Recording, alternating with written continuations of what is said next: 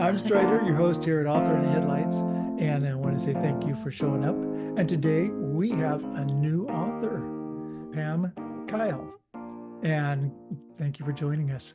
Thank you. You bet. And now you are a new author. You've got one book out. I hear you've got another one like in the works, Mhm. but why don't you tell us about your work right off the bat? Okay. I am originally from Baltimore, Maryland, and my book takes place in Baltimore.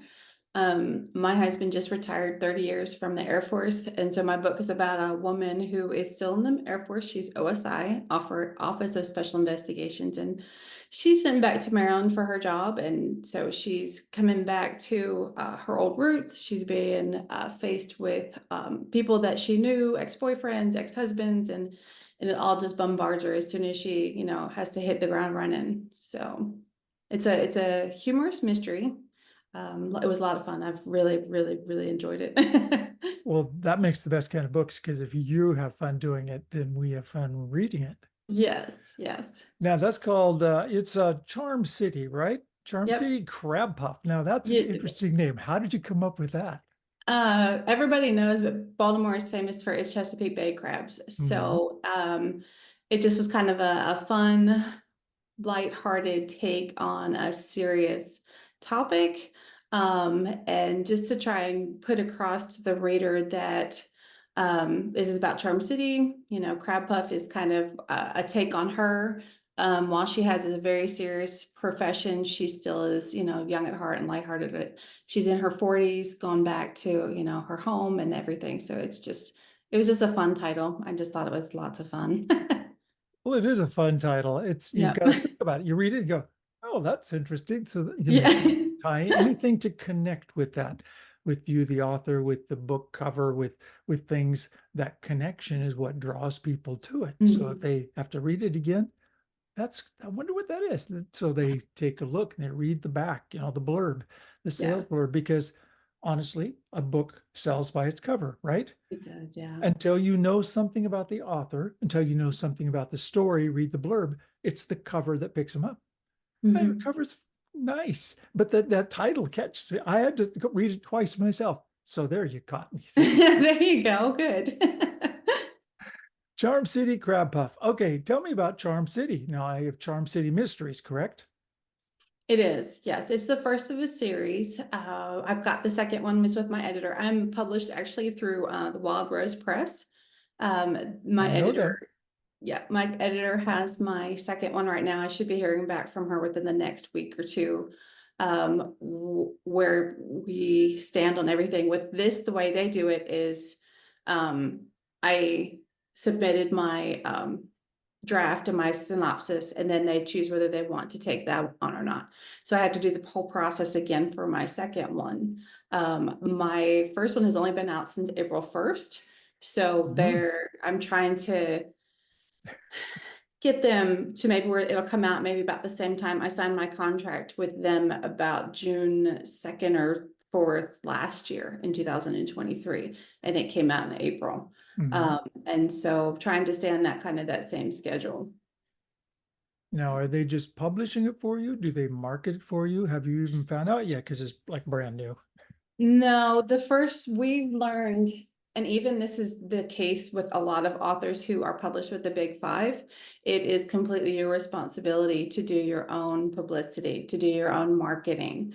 I have TikTok, I have Instagram, I have LinkedIn, I have just about all the social media you could possibly think of. And so I know new in a website. So it is on me to do like the podcast, to do the blog tours, to do the getting things out there. I had an event for the first day. For the day it launched, you have your book launch, you have your meet and greet with people. And I'm going back to Maryland. I don't live in Maryland right now, and so I'm going back to visit, and I'm trying to find bookstore to do like an in-person event while I'm there. That's pretty cool.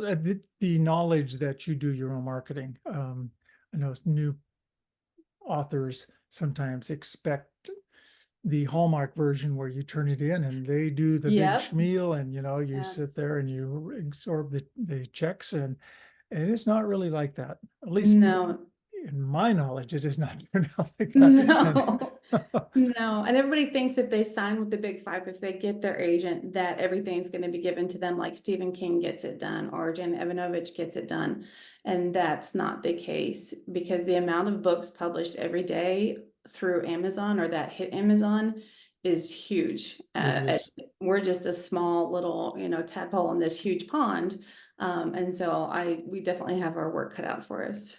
Very good. And that you know that. And by the way, I did kind of trickle down through all of your different connections and where to's, and I was setting up for this. And good job. You're doing the right things, Oh, getting out there thanks. and getting your book in front of the public.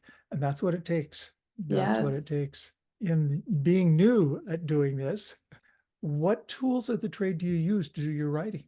I just have my computer, I have Microsoft Word. I have read, like, Jan Ivanovich has a writing book. Stephen King's book on writing is amazing. It was fabulous. I have looked, I used to be a pantser, what they call pantser, where you just kind of fly by the seat of your pants. And I still mostly adhere to that, but I also read about Save the Cat. I don't know if you've ever read that Yep, one. Writes a absolutely. novel, and so I've kind of my second one. I kind of did that as like a guide, and then I was free to still, deviate from it if I felt like it. But it so helped with the synopsis when I got to the end, just to be able to say, oh yes, this, and this is in there, and to be able to submit that to the publisher. That's probably the biggest of the things that I use to help. Um, That okay. that answers the question. That's the things you use and have found effective. And you're a published author. So not only have you written manuscripts, because some people have piles of manuscripts that haven't Hmm. done anything with, including myself. I've got some sitting back there that haven't not yet been published, Oh, but you're effective in getting it published. That's good. And then marketing your own work. Very yes. important. Yes, I actually started one book back during COVID, and I had no idea what I was doing. I was like, I'm just going to try it and see what happens. And I had a whole thing written. It was like 70,000 words. I had it written. I was like, okay, what do I do next? I had absolutely no idea. So then I was like, oh, you start asking agents if they want to, if they want your book. Oh, I was so clueless. So I did that, and I got 80, probably 80 rejections. And I was like, okay, something's not happening. And so I pulled it all out and I started another one. I worked on that one for 2 years, and then I went the agent route again. And I racked up 40 no's after that one. And finally my goal changed. I was like, I don't really want an agent anymore. I just want my book. I just want to hold it and be like, this is mine. I did this. And so I sent it to 3 different just publishers that you didn't need an agent. And the third one was the one that took me. And I was like, this is it. This is all I need. That's persistence, and it It does win was. the game. You bet. And you can rack up a lot of no's before you hit a yes. And not, it doesn't even mean your book is not good.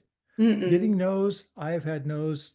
Actually, I have had a no from a pitch where they said, I wish we had this last week. Because honestly, we Oh, just signed and filled that kind of category and we don't have a place for it for this. So get back to us. But um, so it doesn't mean your book is bad. It means mm-mm. it may not fit what they're looking for at this moment, Yeah. those kind of things. So, and of course, Uh, we want to put out the best work we can put out anyway, yes. and never put out a bad book where you won't go any further. Yeah, yes, yes, because it's still an ordeal after you find your press or you find whatever, you have your editor, you have all the steps that you have to go through that took me months before I was able to finally sign off and be like, okay, I'm done. And then that's, it goes from there. So yeah. It does take a lot of fiddling and knowledge and work, and you hope you have somebody you can rub elbows with and say, what do I do here? And that's Yes. important to be with groups that have done, know what they're doing, Yeah. and you can associate with. That Yes. certainly helped me. I could not have done it by myself. No, no, I No. agree. Now, I have noticed on your website, you also have a special connection to military families, which I love. And you said your husband has been long-term Air Force. He That's was, where you yeah. get a lot of your stuff and your connections through. Mhm. That's cool. And you've been around the world. And We have. you have not been stuck in Baltimore. No, no, we actually live in Wisconsin now. Okay? So, yeah, But obviously you've done your work, you've been places, you've seen things, and therefore you can write about it with more than just enthusiasm, with some knowledge too. yes, yes. Yeah, some of the lingo and is in the book. I use very much. I spoke with a lady who that was her position was OSI. So I did an interview with her. I sent her Mhm. questionnaires. I did my research on what the position entails, how it works with the local police, what her job description was, how all that works. It's really interesting. I had absolutely no idea that they were doing some of the things that they did that you just don't hear about. So. Well, it does make your work better because Yeah. it is more realistic, and people in the know will go, "Oh, okay, she at least knows something," rather than Yeah. just she doesn't know what she's talking about. No, It's important exactly. for a long-term author. So, It is, yeah. oh, Pamela Kyle, Pamela Wells, the right says Pamela Kyle. Thank you for spending some time with us today. I know it's not a huge thing, but it's another step, and every step takes you down the road a little bit further. We appreciate your time, your book and books. When your other gets done, get back to me and let me know. I will. And it will be on DurhamPublishing.com, their bookstore page. And this will be linked to through there. And of course, all the authors' resources for all you Yes. new and upcoming and existing authors that are looking for something to deal with your writing, whether it's editors, book cover art, narrators, all those things they can find at DurhamPublishing.com, their authors resource page. You can go there. And thank you, Pam, for spending your time with us. Thank you for letting me. I appreciate it. It was fun. You bet. As the rest of you, thank you for spending your time with us.